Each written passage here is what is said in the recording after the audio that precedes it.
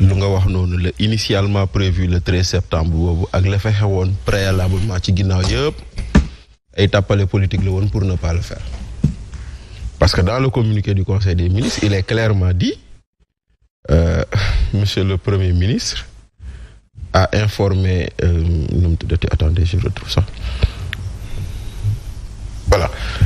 Dans sa communication, le Premier ministre a informé le Conseil qu'en vertu des dispositions de la Constitution, oui, notamment en son article 84, Monsieur le Président de la République a saisi l'Assemblée nationale pour la tenue de la déclaration de politique générale, DPG, le vendredi 27, conformément aux dispositions de l'article 55 de la Constitution. Donc, on est dans l'article 55, qu'est-ce que c'est? Waroon nañ def DPG depuis bu yàgg. Lu ñu fa indi loolu yëpp après ay tàppale la woon pour ne pas aller devant l'Assemblée xam nga fu mu toll nii c'est une disposition constitutionnelle il faut le faire mais doon na gën a safe bu ñu ko defoon bañ ko waree def loolu mooy loo xam ne lii moom da nga koy gis ndaxte après ay règlement intérieur yu ñu war a changer ak leneen ak yëpp mu dem ba président signature am jaratul dara ci DPG bii nii parce que lii moo indi ñu tax sunu président amatul signature. ndaxte ba mu demee ba wootee convoqué ba ñu nee le 13 le 12 moo tas assemblée bi donc loolu yëpp fii la ñu fekk maintenant aujourd'hui on est là la DPG est attendue les Sénégalais ont des attentes am na yu Moussa listé je suis tout à fait d'accord avec lui bon maintenant aussi de peut-être même benn parenthèse bu ndaw rek sunu pétrole bi sunu gaz bi on va récolter que ça c'est normal parce que on est dans un processus de bay seddo nit ki moo indi investissement am indi def exploration am gis pétrole dem uti financement am indi lépp pour ñëw defar plateforme bi mais c'est normal qu'il récupère son investissement et à la base noonu lay demee maintenant plus on va vers le temps plus les parts du Sénégal vont augmenter loolu moom c'est comme ça mais du tere nag moi personnellement j'attends un calendrier de réforme notamment un calendrier de réforme judiciaire parce qu'il y a beaucoup de choses avancées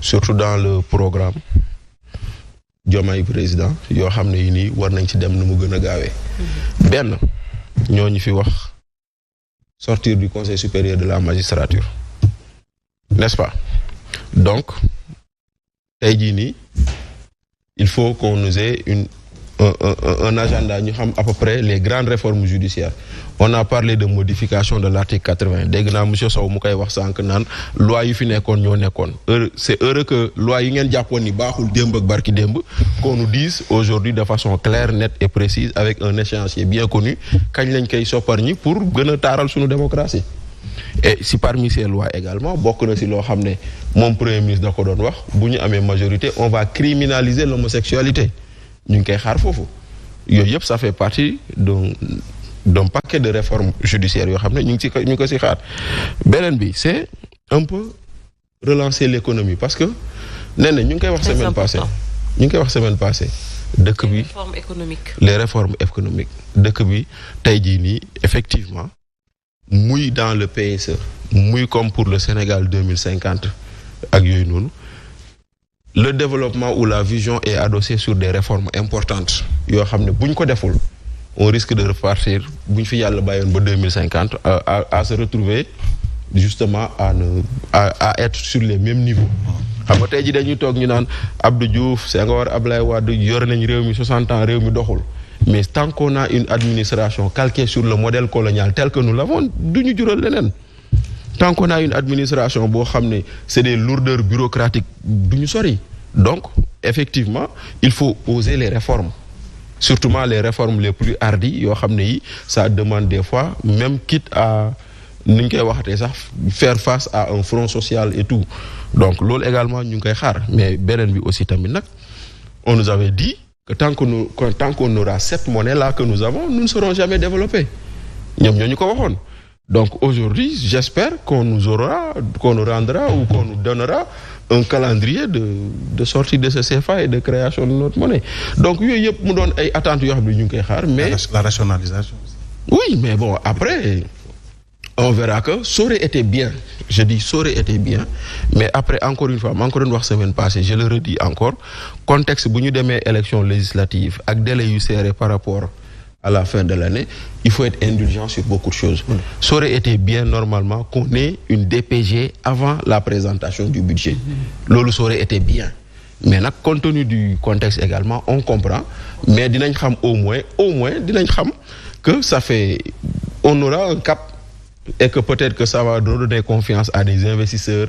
Parce que tant que la DPG n'est pas faite, am na ay investisseurs yoo xam ne xëy na ñoom du ñu xalaat ne secteur bi wala secteur bële du ma fa dugal sama xaalis. Donc on espère que ça va se faire, que ça nous permettra d'avoir une idée précise de quelles sont les grandes orientations et que peut-être voilà, l'économie va redémarrer. Parce que tant que l'économie ne redémarre pas, dañuy xool leen tey jii nii l'année dernière on a exécuté le budget. Et d'ailleurs, c'est la première fois d'ailleurs qu'on exécute un budget. Bon, nous disons indi LFI. Parce que d'habitude, la LFI, comme on appelle, non, la LFR, pardon, la loi de finances rectificative, en cours d'année, tu te rends compte que tu as un excédent budgétaire que tu veux prendre en compte, ou alors tu as un déficit budgétaire que tu veux corriger. Mais bon, c'est l'eau, LFR, oui, nous avons décembre. Donc, moi, madame, on a exécuté tout le budget. Kon tey jii nii bu fekkente ne nag dañoo exécuter budget bi ba mu jeex ñuy soog a dugal RFI da ngay gis ni effectivement kon xëy na bëri na lu ñu waxoon loo xam ne amul parce que dëkk bu doxul doo exécuter budget bay loolu mais boo seetloo aussi il y a des moins-values de recettes gis nañ ni sur la loi de finances rectificative quand on fait les projections pratiquement on est à 800 milliards non recouvrés et qu'on avait prévu.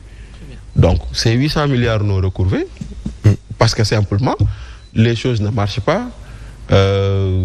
Au port, ça ne marche pas. Les recettes au port ont drastiquement baissé pendant que le DG passe son temps à faire des tweets et des posts sur Facebook.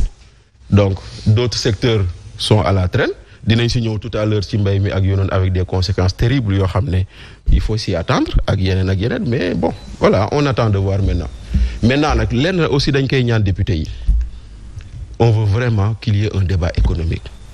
On veut vraiment qu'il y ait un débat où on en sort grandi. Débats solides. Des débats solides. Mais on ne voudrait pas que DPG bi mu donne un sens de teesante ak daggasante. On en a non xoolal dañ ci doyal.